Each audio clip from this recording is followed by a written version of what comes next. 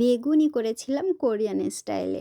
এইটা হচ্ছে থিকিম খারু আর বেগুনগুলো এই যে স্লাইস করে কেটে নিয়েছি। কোরিয়াতে কোনো কিছু ফ্রাইড করতে হলে এই ধরনের আটা আছে, নাম থিকিম খারু।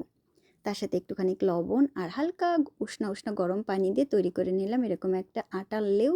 এখন এই যে স্লাইস করে রাখা বেগুনগুলো সুন্দরভাবে মাখাইয়া ওই ডোর ভিতর বা ওই আটার লেউর সাথে দিয়ে দেবো গরম তেলে। হালকা আঁচে ভেজে নেব। কোরিয়ানরা বেগুনি খায় না, মানে বেগুনটাকে এইভাবে ভাজা পোড়া বা ভাজা ফ্রাইড করে খায় না।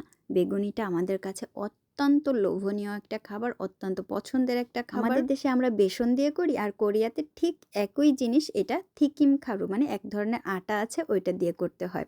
খুবই সহজেই আর এত সুন্দর হয়, কুড়মুড় করে শব্দ আসে, খেতেও অত্যন্ত মজা, বেশ টেস্ট হয়। ইয়ামি ইয়ামি, দেখতেও কত সুন্দর দেখেন তো। হয়ে গেছে আজকের বেগুনি।